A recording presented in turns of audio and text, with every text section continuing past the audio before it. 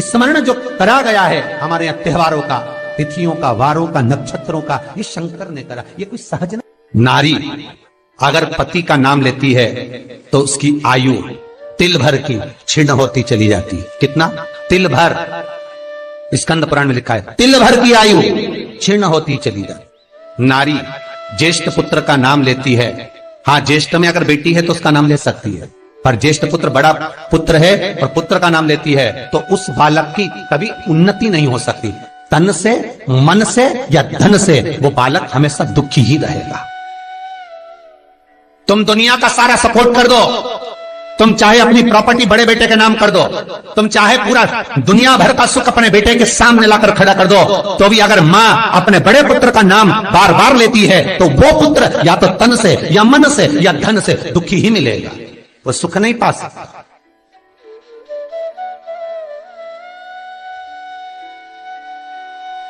और जिन जिन के घर में बड़ा पुत्र हो और बड़े पुत्र का नाम आप माताएं लेती हो तो उसकी दशा जरूर देख लेना एक बार। हो कथा गलत नहीं कर सकती, स्कंद पुराण कभी गलत नहीं जा सकती।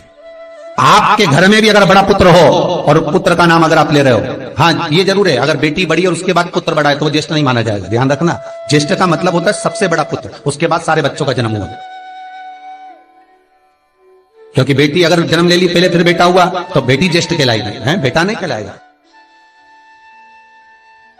अगर पहला ज्येष्ठ पुत्र है तो मां सारी प्रॉपर्टी दे दे, सारा वैभव दे दे, मां सारा दौलत दे दे, मां उसके ऊपर सर्वस्व निछावर कर दे, पर अगर बेटे का नाम माता बार बार लेती है तो उस बेटे की उन्नति, तरक्की नहीं हो सकती, उसको जीवन में सुख नहीं मिल सकता, कुछ ना कुछ चीज से वो दुखी रहेगा। चाहे वो बच्चों से रहे, पत्नी से रहे, परिवार से रहे, कुटुंब से रहे, व्यापार में रहे, व्यवसाय में रहे, ऑफिस में रहे, चाहे अपने शरीर से रहे, पर दुख तो उसके भाग्य में थोड़ा लिखा ही रहे।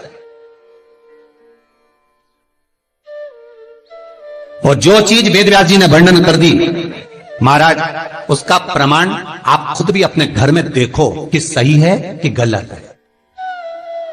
जिस जिस घर में बड़ा पुत्र हो और मां उसका नाम बार बार लेती हो, बार बार लेती हो, उस पुत्र की दशा देखिएगा आप।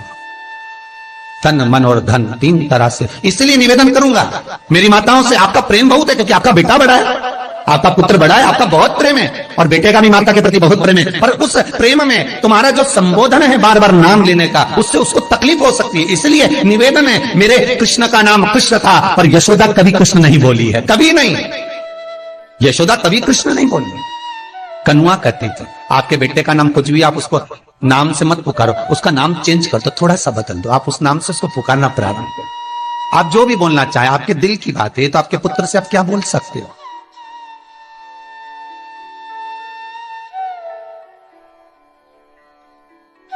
मेरी कौशल्या मैया राम को केवल राम ही कहती थी।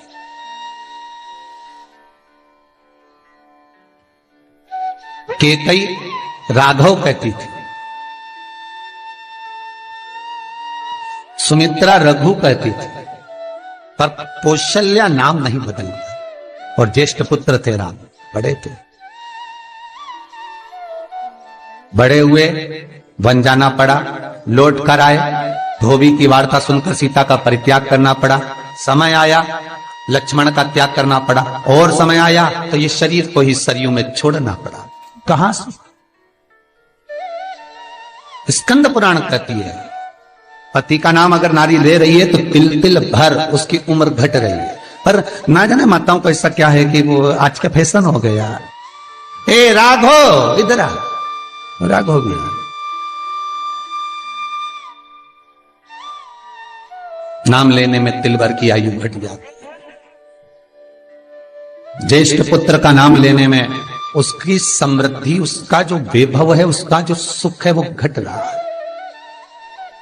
जिस गुरु से गुरु मंत्र लिया है, गुरु दीक्षा ली है, जिस गुरु से आपने गुरु मंत्र का स्मरण किया है, जिस गुरु से आपने गुरु मुख हुए हैं, जिस गुरु से आपने गुरु मंत्र लिया है, आपने अगर मंत्र ले लिया, चार जगह पर बात निकले, कोई पूछ भी ले कि आपने गुरु मंत्र किससे लिया, तो बता दो भैया हम तो वहां गए थे, वहां का जो गुरु जी है उनसे हमने गुरु मंत्र लिया, वही हमारे गुरु है।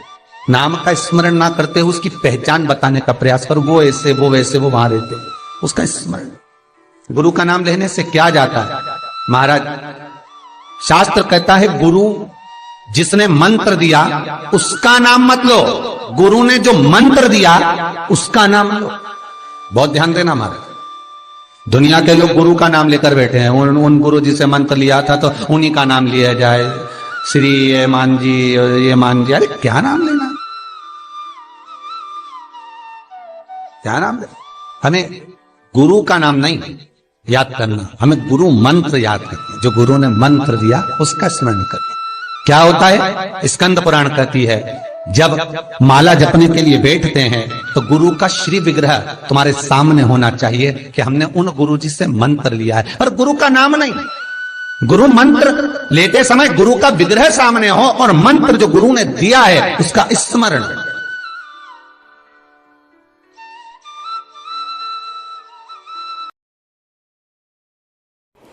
ऐसे ही पंडित प्रदीप मिश्रा जी के उपाय जानने के लिए हमारे चैनल को सब्सक्राइब कीजिए और वीडियो को लाइक और शेयर ज़रूर कीजिए।